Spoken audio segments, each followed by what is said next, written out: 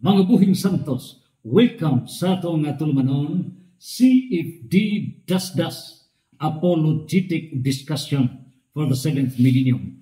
Kini mo iso na Dr. D.F. Researcher, author, and a Jewish doctor.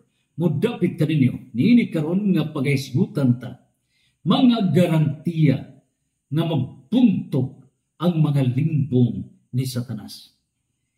Nining putuha karon, usap kini ka deklarasyon nga mabuntog gayud ang tanan nga klase sa mga limbong ni Satanas niining kalibutan.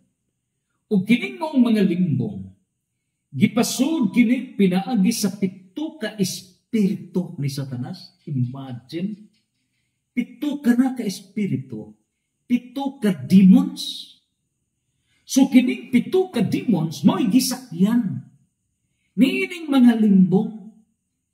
Ug kung ana kining bisan usa lang ka demon, kung duha, tulo, upat, lima, unom, pito, kung ana kining usa sa pito ka mga demons, kining pito ka espiritu ni Satanas mao ni gisakyan sa mga limbong niining kalibutan. Ug busa, it's not a question on how to conquer. Dili ni question on saon pagbungkad. Pero ang question ni how to identify.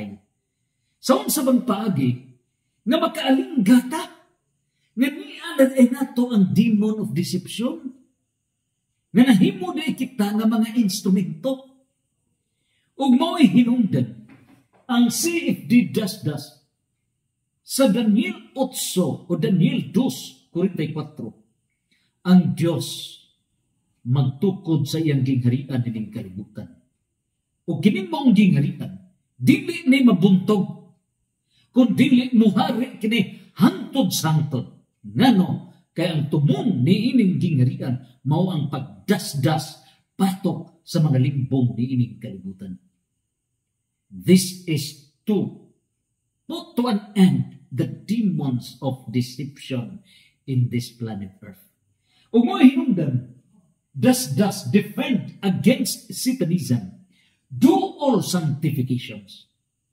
Ang resulta ni ining gingharian sa Diyos, may gitagna ni Propeta Daniel 2:44. Ganito kong higayuna. Doon ay mga gobyerno sa kalibutan nga wala na'y pag-ila sa Diyos. Wala na'y pag-ila. Gikan kini sa Babylonian Empire, Persian Empire, Macedonian Empire, to Roman Empire. Kini mo'y upat ka mga klase sa mga imperyo sa tibok kalibutan, pero ilibahan ka daghan ang mga empire sa tibok kalibutan. In the evolution of state, primitive state, city-state, imperial state, modern state, karon ni ata sa modern state, federal state, continental state, umaabot kini continental state, ngadto na sa world state.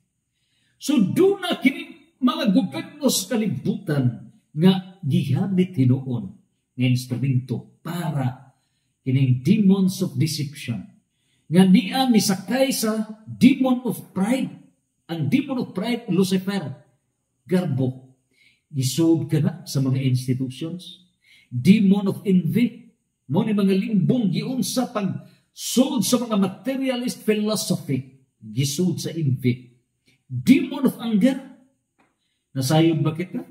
Nga kining mga military system, Russia, nuclear weapons, Iraq, ang Amerika, Israel, etc. Mga military system, mo ni demon of anger. O niya Pilipinas with military demon of anger. Sa mga nasud sa kalibutan, pipila lamang ang wala maksud sa demon of anger, walay military. Vatican State, uguban, Switzerland, uguban pa.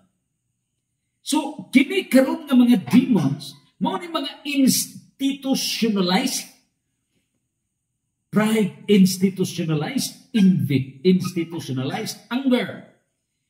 Unya kining avarice, kini may grabe. Makalimutan nun. Gipatumang kini pinagi sa mga materialist economic ideologies of communism, capitalism. socialism, feudalism, individualism, mga materialist economic ideologies, pero demon of avarice, kalibutan nun.